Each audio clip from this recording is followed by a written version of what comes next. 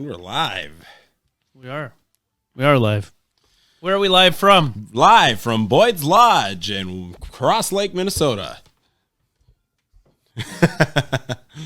Live from the Whitefish Invitational 20th Anniversary Edition, Friday Night Pikes, with your hosts, Ryan Gast, Jared Suspinski, and special guest, Ryan Ebert, all the way from Wisconsin.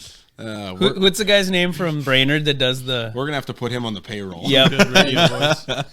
That was Joe Fulton, by the way. The voice of Joe Fulton. Yeah. From Pequot Lakes. Thank you, Joe. Yeah. So we're here with Ryan Ebert. Ryan Ebert, I'm sure everyone's heard of him. Go ahead. He's from Wisconsin. Yeah, it seems like our Whitefish Invitational, that's our tradition, is to have Wisconsin guys on here. Mm-hmm. We got to show you how it's done. Yeah. Yeah. You had a good day today. Mm-hmm. Having a good weekend. Yeah. So maybe we should explain the Whitefish Open. So Whitefish I know we did last year. Invitational. Sorry. Not open. Bad habit. We got a group of friends that we get together and we all spear.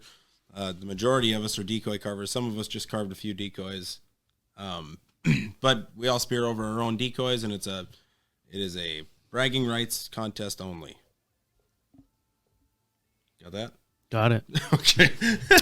and I'm on the board. Yeah, me too. No, you're not. The board to what? I'm saying I actually have a fish that qualifies for the leaderboard. yeah, the leaderboard. But I mean, if we're talking pure bragging rights, I'm in the lead. So I got the smallest whitefish on a one time, so I think that puts an honorable mention. We're gonna have at to least. change the rules for next year if we want to include whitefish. Seen more whitefish than pike. We'll put it that way. That's kind of. I'm not telling you where I'm fishing though. Davis will get mad. Too soon.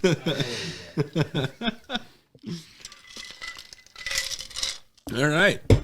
So Ryan, tell us a little bit about yourself. My name's Ryan Gast. I'm from. Okay, Ebert, tell us a little bit about yourself. How long have you been carving fish? I started in 2013. I think January 2013. Why? Mike Kitt got me into spearing. I think I started spearing in 2008, but I, for some reason, didn't start carving for a few years. Mike Kitt, the game warden. Mike Kitt, the retired game warden from Wisconsin. Yep. Very cool. From Marinette. He's a Whitefish Invitational alumni as well. Yep. I went to college with his son, Josh and Madison, and we both went for graphic design. And then he, I think, just started talking about spearing, and then we went up to just north of the border in the UP there because we can't spear in Wisconsin. So, got spearing there, and then got into decoys and got hooked on it pretty good, and been carving ever since. Very nice. How many decoys do you figure you've carved?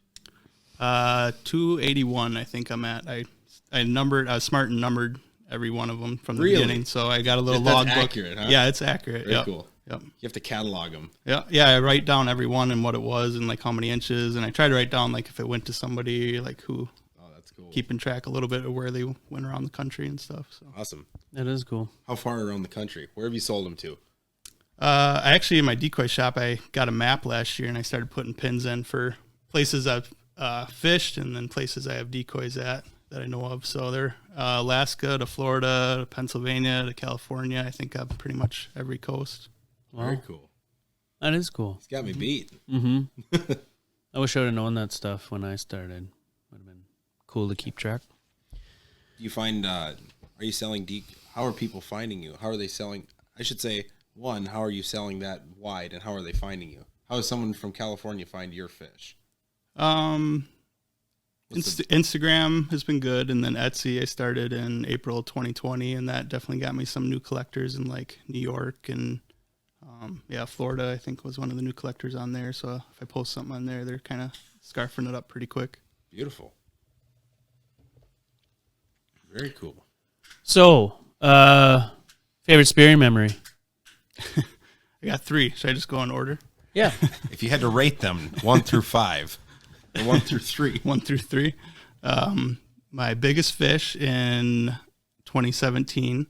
I went up the day after Christmas to go spearing, and I went on my little again. in the UP, because can't spear in Wisconsin.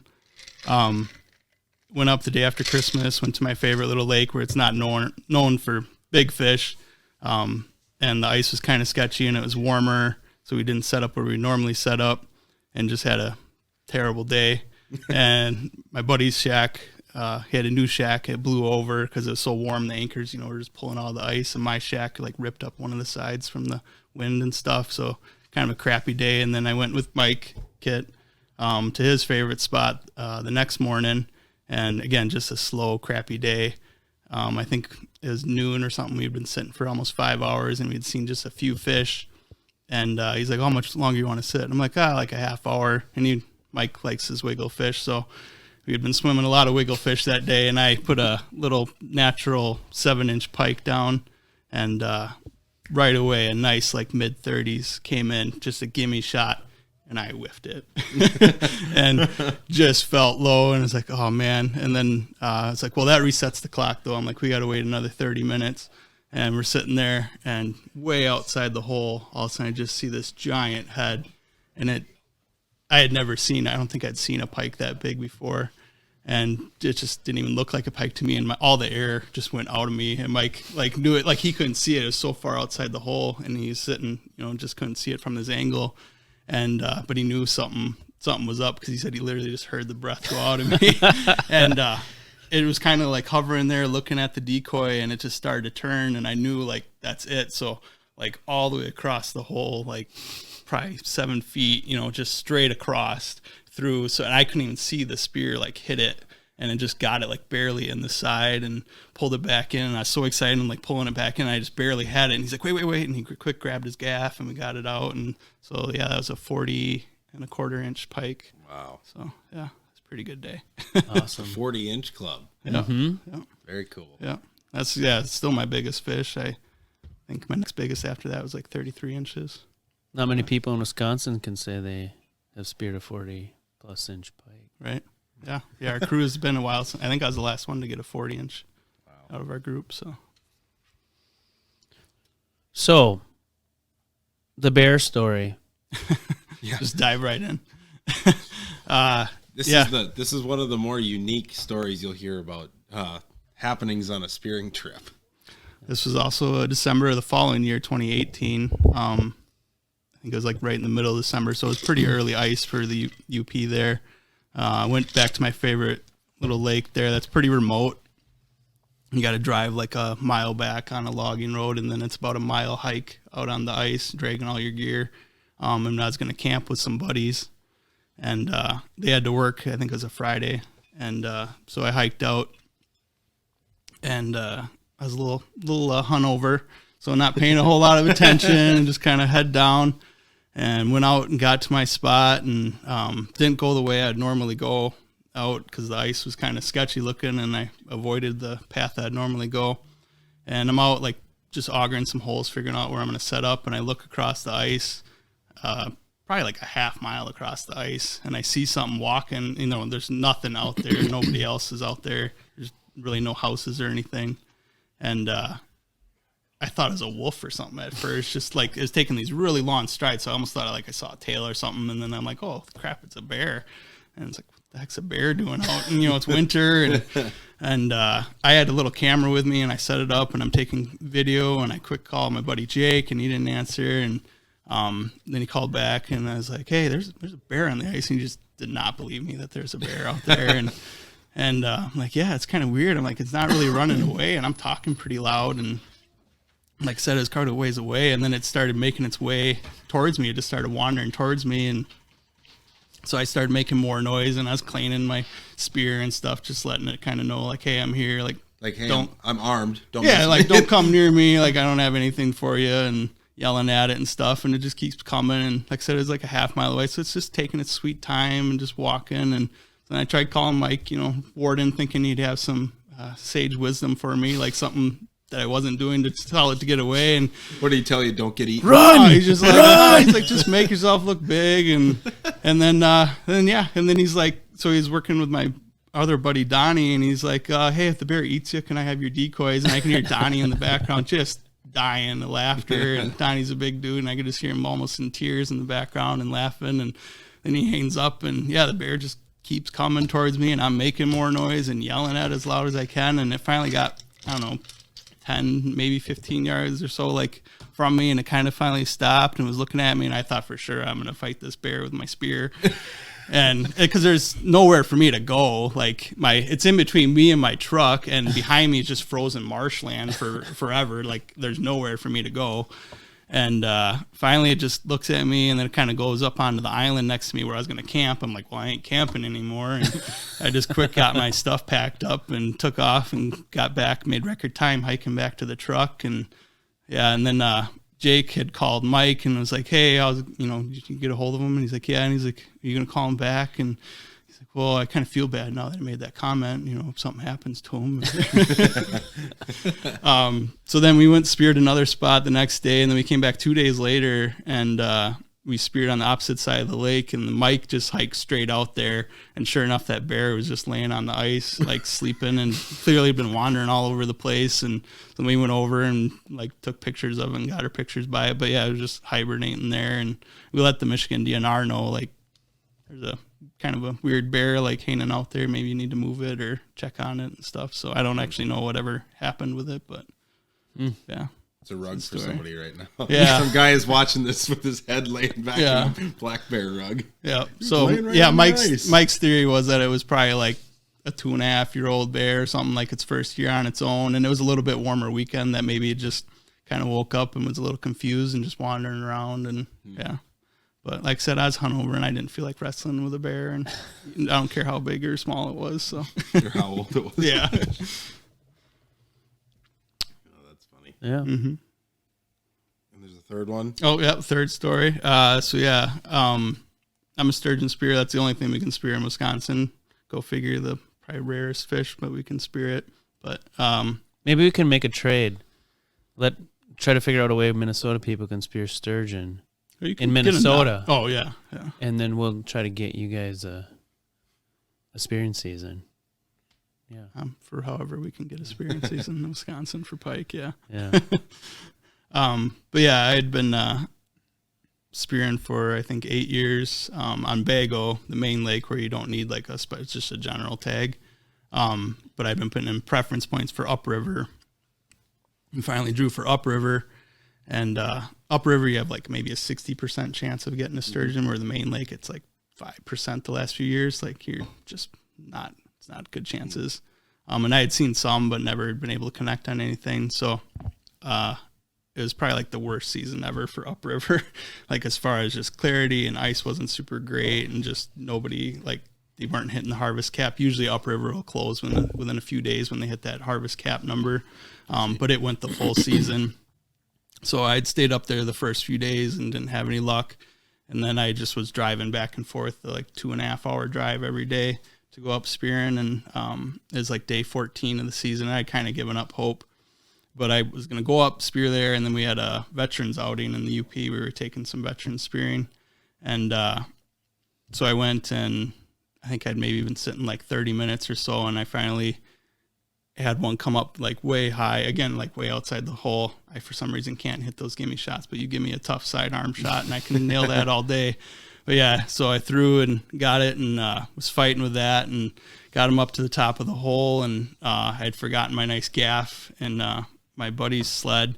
So I had like tried making myself a little gaff, just bent some metal and got it up to the top of the hole and went to gaff it, and that gaff just bent straight, and then that fish just dove back down. I'm like, crap. And then I bring it back up, and I'm fighting with it and wrestling it, and I just put my whole arm in the water and got it by the tail, and it tried to dive again, and my knees went in. I thought, I'm going down with this fish, but I'm not going to let go. I'm not going to let this fish get away. And finally got him up to the hole, and I just kind of bear hugged him and just rolled back out of the shack. I think I saw a picture of you bear hugging the. Oh yeah, the picture with the next to the flag and stuff. Yeah. So I had some buddies that were out on the upriver just doing regular fishing because it was Battle on Bago weekend, and so they were like, I don't know, a mile away from me, and I called them, and they came over and got to celebrate with me. So that was pretty cool. How big was it? 59 inches and 55 pounds. It was a M2 male that they estimated probably was 35 years old. Oh. Wow. So yeah, that was pretty awesome. Tell me about the meat. That's what I want to know. Is like, what's it taste like? What's a sturgeon steak?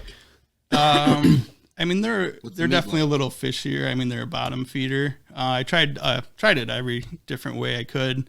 A lot of guys like doing the 7-Up oil with them. I thought that like brought out the lake taste of it a bit more. I didn't care for that so much, but breading and obviously smoking's always good with fish, and yeah, it was pretty awesome. It's a very firm, like white fish. Oh, really? The flesh is like light and flaky, like a steak almost. And you can't keep the eggs for yourself. You can. You can. Yeah, if you get a female, you can clean them yourself. But this was a male. Yeah. Okay. And they had that big hottest last season. Yeah. Over the egg stuff. But if you have your own female, you can take the eggs out and make caviar. You can clean it and keep it. Yeah. You just can't sell it. Right. Yeah. I've heard that. Yeah, you don't want to let the eggs freeze if you get one. Yeah. You want to make sure you get them cleaned up right away. Interesting. It is very interesting. Be fun. Mm-hmm. Should come. And that was on the Lake Bago, or was it on? No, that was an upriver tag, so it was up by Poigan. Yeah, how does that? I mean, being kind of an outsider, like there's like a whole culture built around sturgeon spear, because like obviously that's what you guys have. Well, that's all we have. Yeah, yeah. In Bago is you said ice conditions are weird. We were talking to some people last night, and they were saying, they put trucks through, and it's a big lake. I mean, it's kind of the same pressure cracks and stuff every year, and the ice moves around. So there's clubs out of every little town, especially on the east side there, and they'll have truck bridges and UTV bridges, and they'll post maps of like how to get around and everything. Okay. But trucks still kind of, there's always unsafe spots that go through, and this sunk dive recover service that like will show videos of how they get them out, and it's crazy. Do they do the whole pivot thing on the top of the ice? And they'll cut a lane basically until they get to thick enough ice to finally bring it up. And interesting. Is there big fines in Wisconsin, or do they get some time to get them out? I think you gotta. I forget I can't say for sure what the time is, but yeah, obviously you gotta get it out. Yeah. So that sturgeon you speared, is that like an average size one? A 55-pound fish is huge, obviously. Is that a average? Is that small? Where's that fit kind of in the sturgeon? It's average. It's not small. The minimum is 36 inches that you can get. The record for spearing is like 212 pounds. I mean, I wasn't any close to a record or anything. It was a very average, nice fish. I'd love to see a bear. Yeah, oh, yeah. That would have taken you under. Oh, for sure. And I would have went with it. With a knife, stabbing it. Still in the bottom of Bago. Yeah. How big of holes do you guys cut? A bit bigger than your pike holes. So I usually hunt out of a pop-up shack, which most guys aren't doing that for sturgeon. But I have a fat fish, and I'll cut it as wide as the fat fish, so like probably 8 feet by 3 or 4 feet. The hole. I mean, it's pretty good size. Yeah. What's the water clarity on the lake like? Usually terrible. Pea soup. Bagel. Yeah, I mean, you usually can't see too far. It's been a while since we had a clear ice. Is there muskies in that lake? Yeah, there's some. Yep. I mean, obviously you know it's a sturgeon, but oh yeah, you're not mistaken. Okay. For anything else, yeah. Interesting. Cool. Yeah. Mm-hmm. And that's the only time you can cut a hole bigger than 10 inches. Yep. 2 days before the season, you can do. We call it cut-in day, and so you can start cutting in on Thursday, and the season opens on Saturday. It goes from 7 a.m. to 1 p.m.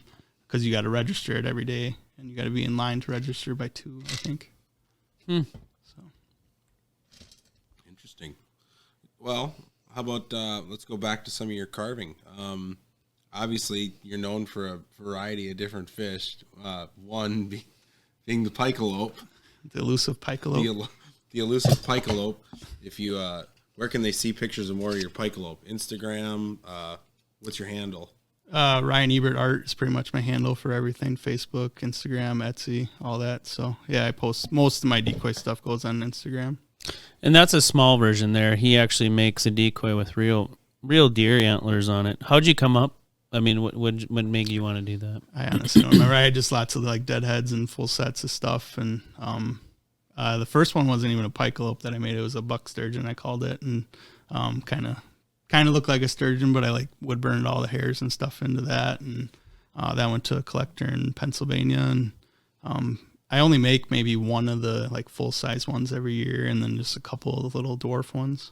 So they're a lot of, I mean, especially the big ones are a lot of work, and they never weight the same. I mean, the antlers just do weird stuff to them, and I've definitely learned use small racks. Like, don't try and mess with a bigger rack, because it's just a pain. Like, I'm almost putting like cork and stuff in the front, trying to get it to balance out right, and just mess with it forever. And, Wisconsin wall hangers. Yeah.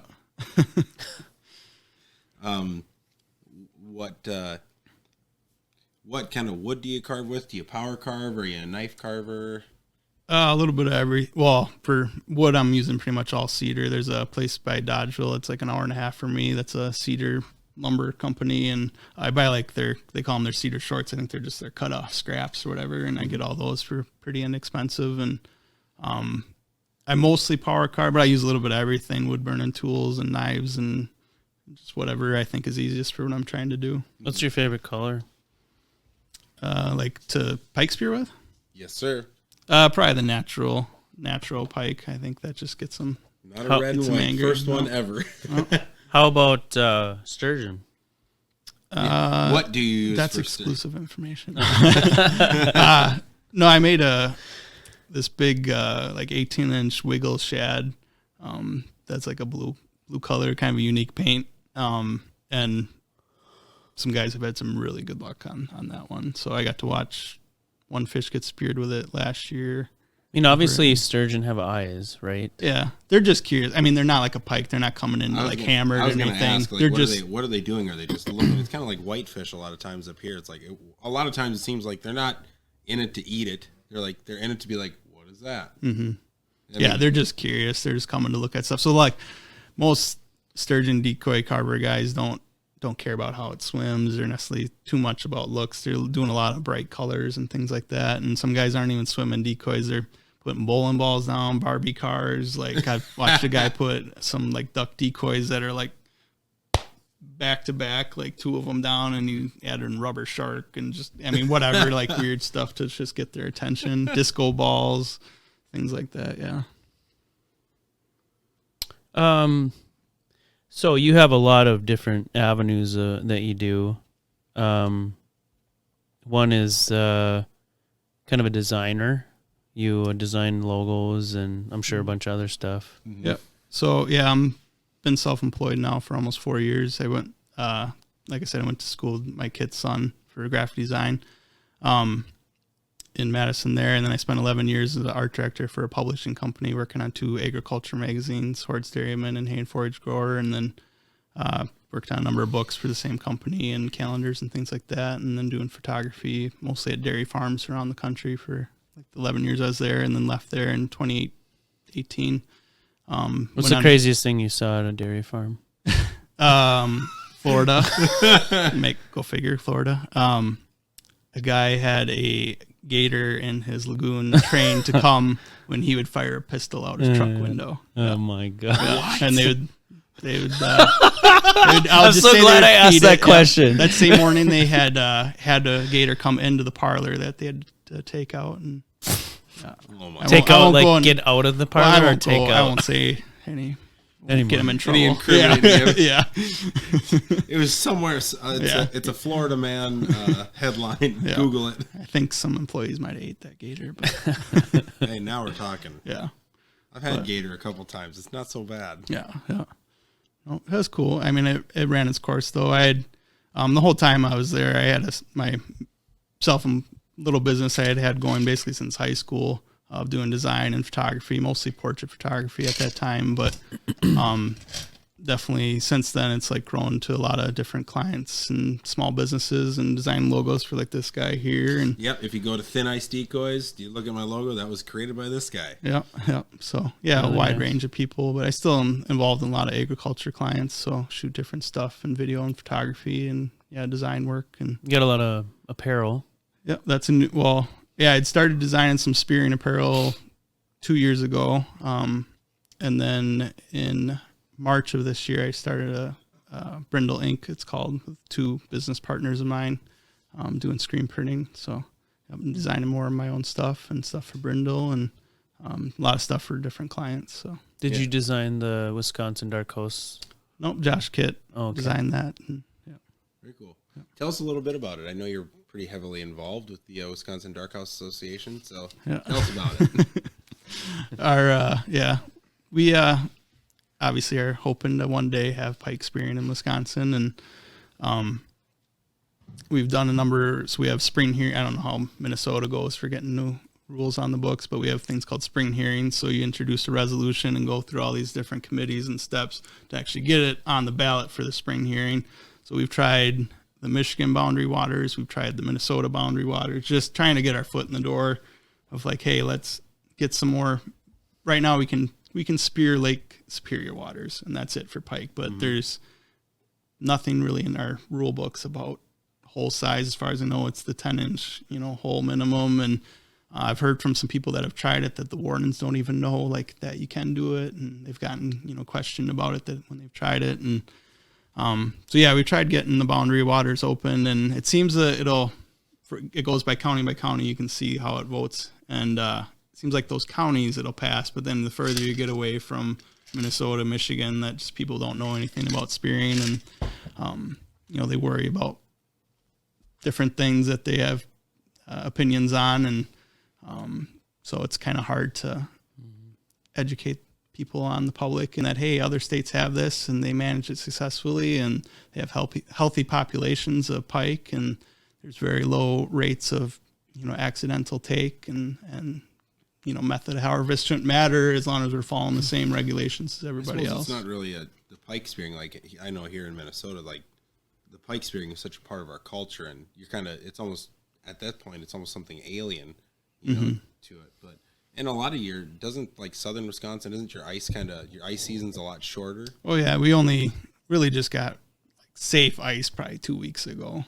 Okay. Yeah, and we're looking like on a good year, Ryan's out like second weekend of deer season. He's climbing out of the deer stand and going in the shack. Yeah, and we'll lose our ice way before you guys. Yeah, it's weird when I go up to the UP spear, and like their season runs till March 15th in the UP, and I'll go up those last couple of weeks, and it's spring down by us. The river's open, guys are out in boats fishing, there's no ice, there's no snow, nothing, and I'll go up, and it's just like a weird feeling going up, and you finally get up to UP, and it's like, oh yeah, it's still winter up here. So how far of a drive is that?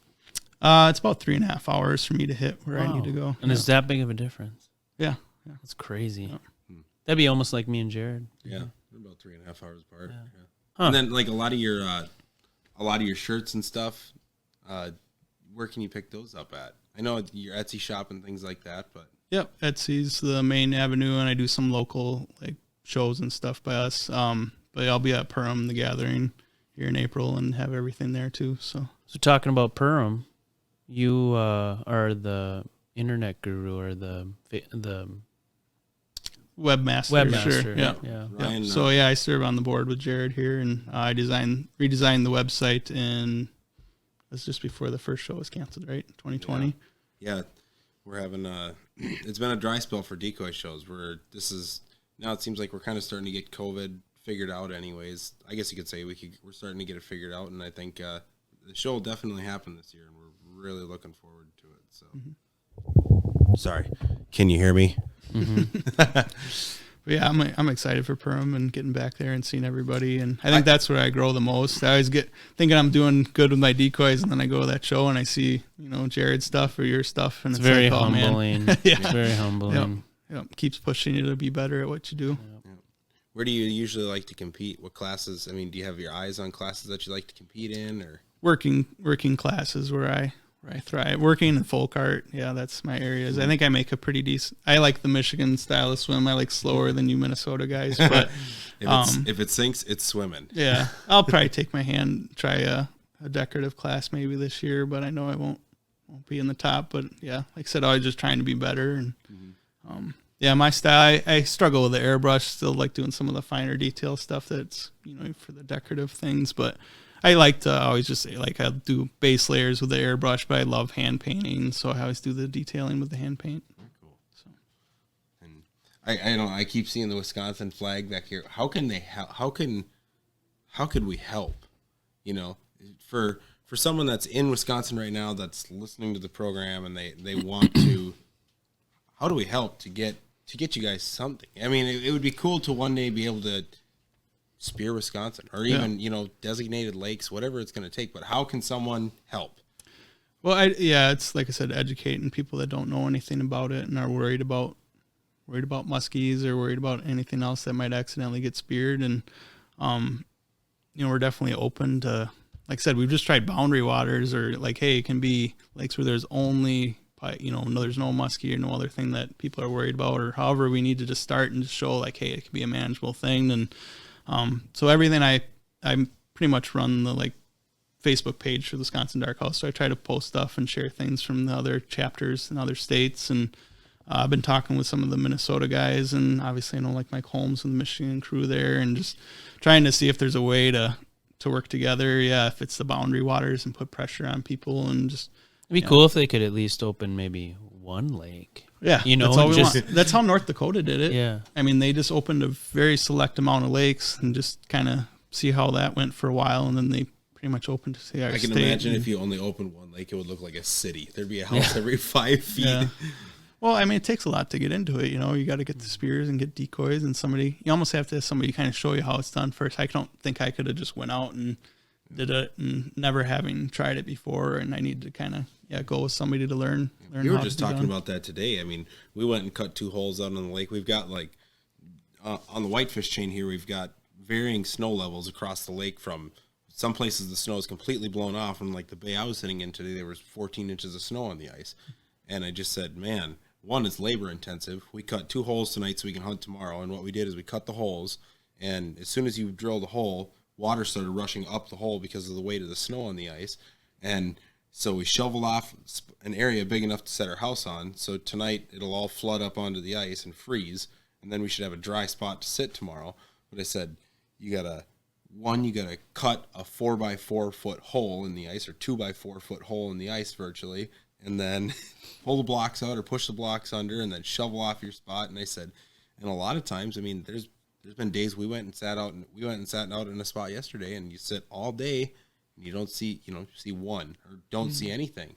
And, it can be for someone that's clarity new to too. It. I mean, Northwoods, Wisconsin's good for clarity, but like down by us, Southern Lakes, there's not a whole lot of lakes that are super like gin clear that I don't think you're going to be seeing a lot of stuff. So we had the one time hammer handle scramble today, and Ryan, you actually did pretty good today. I didn't get a pike with the one time. No, you didn't get official fish for it, but you did spear a couple. Yeah, I nailed the water ninja, the white fish with a one time, spined it. Yeah. We're still waiting for a nice water ninja shirt. Put that on your list of things to do. Yeah, my never-ending list of things. Yeah. Yeah. No, I got 2 white fish today and a nice, decent pike with a regular spear. I got the pike, but it was a good day. Yep. Tomorrow the contest for the Whitefish Invitational commences, so that's when the real rubber hits the road and we figure out who's got the best decoys on the planet. Yep, there's 2 classes. We're going after whitefish and northerns, so 1 through 3rd place. So, hoping we hammer them tomorrow. You got a secret spot you were gonna go to, or? Well, we had Jared trying to mooch in our spot today, so. I was outside of a 200-yard circle. I said, it's state law. I was going to ask you this. Who's your favorite carver? Maybe Wisconsin and then Minnesota. You don't have to do Michigan. Yeah, you don't have to do Michigan. Yeah, no. We got a couple other Wisconsin guys in here, so. Yeah, they're all rolling their eyes and shaking their heads. Yeah. I honestly don't know if I have a favorite. I mean, everybody has a unique style, and my collection, I try to get one that I feel like represents everybody's style, and I appreciate how different everybody is. And I mean, you got your great natural looking, more than real looking decoys from the Sasma brothers or Reagan, and but yeah, then you got great workers from the Michigan type guys and Kit and Holmes and things like that. And then the real funky folk stuff like Gardner down in Florida, does some really cool different things that are really neat, and just the detail that he can do. And yeah, I definitely don't have a carver. I just like the mix of different stuff, and it definitely shows that in my collection. It's a very hodgepodge, but I think each one represents what that person does, and I like to have that in my collection. Bucket list spearing trip. Where are you going? What are you doing? With who?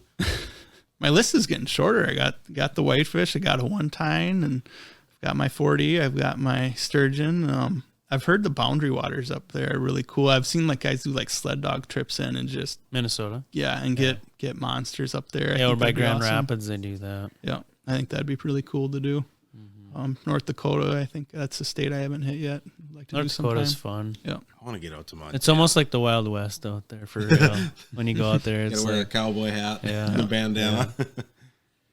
Hand check, Jared Sapinski and Derek Carter. Thanks, Carter. Yeah. What else would you like to share? Is there anything that you think that we should know about Ryan Ebert? Just so Carter can see my hands. No, I mean, like I said, if I think it's going to take help from our neighboring states and people just kind of. I know I was at a Darkhouse meeting down in the city. Well, not the city, St. Cloud, and I talked. Well, it was when we had Greg Weller on. Mm-hmm. Yep, and I talked to him on the phone after that for a while. Yeah, I mentioned to him that he should reach out to you because they had talked about trying to get the border waters open or whatever it was, which would be a good start. Yeah, I think it's going to take that pressure, like especially like the border water stuff, and it's going to take Minnesota letting Wisconsin know, like, hey, we want it open, and then from our side letting them know, like, yeah, we want this open, and right. And yeah, we have no problem it being an extra tag or something, regulate it through the teeth and just let us do it. Yep. Yeah. Again, method of harvest shouldn't matter as long as we're following the same regulations as everybody else, the size and bag limits and everything. Right. How about if someone wants to get one of your fish? I know they're in high demand. Yeah, I quit doing orders. I only make about 30 fish a year. Like I said, I'm at 280, so yeah, it works out to about 30 fish a year. And I was doing orders for a while, and just I don't like having guys wait and stuff. Yeah. My carving season is basically December to March. Yep. Just because my other work is so busy, especially in the warm weather months. So now, guys kind of claim them on, if they're in like this stage, guys are claiming them on Instagram before I'm even done, or some of them will get through to my Etsy shop, but I'm definitely going to set a lot aside for Perm. So there's going to be a lot of stuff available there that I'm usually the same. There's a lot of people that are the same way. It's like, we're going to wait, or if you want a fish, come to the show. That's, to be able to, it's nice to have a few there, and that's where to get them. Yeah, and with orders, sometimes you get stuck.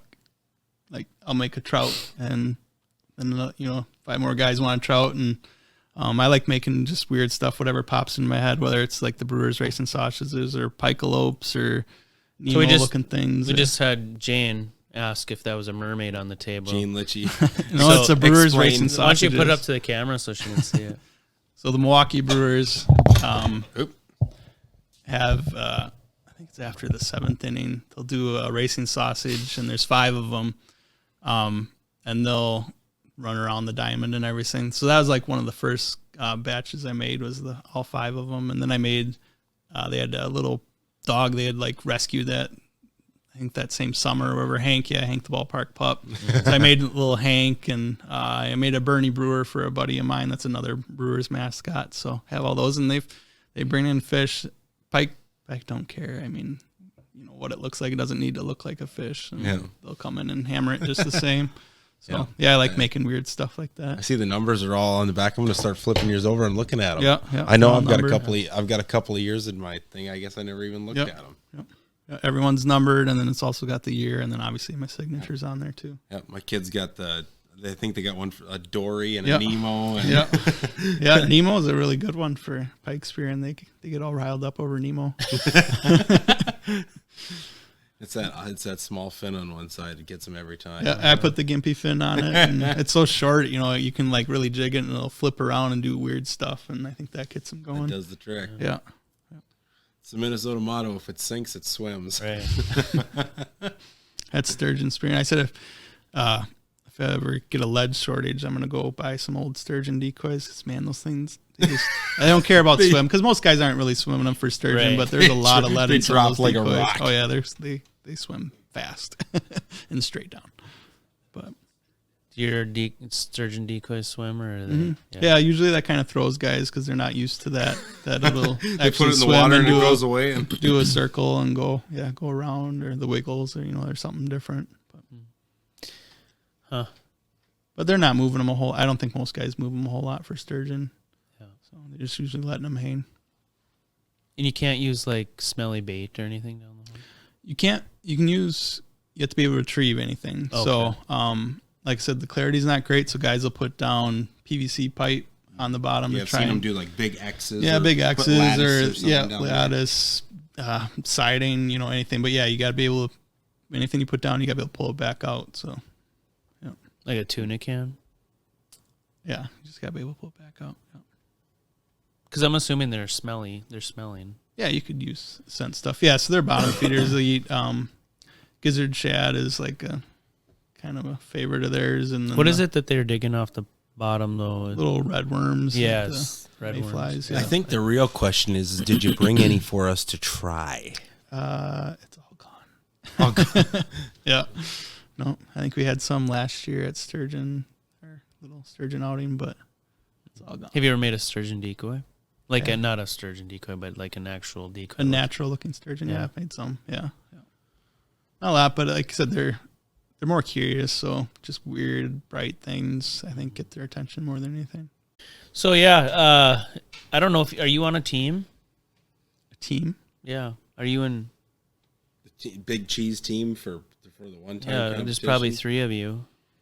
Because we're Tomorrow. a team broke back. I will say last night we split up in our cabins. Everybody has to make a meal every night. And last night, Team Wisconsin made lasagna. And I was like, nice. We're going to have some good cheese. That was mostly Davis's doing was the lasagna, but we stopped and bought like I think 10 pounds of cheese, different cheeses. So I cut up the cheese board and had that going. And Yeah. One thing we learned from Brian Davis from Wisconsin last year was that if you buy cheese curds and they don't squeak, they're not true. They're not fresh cheese curds. And first thing I did when I walked into the cabin on Wednesday night, He had a pile of cheese. he had a pile of cheese. I bit one and it squeaked on my teeth. And I said, "Is that good or bad?" And he says, "No, that's what you want."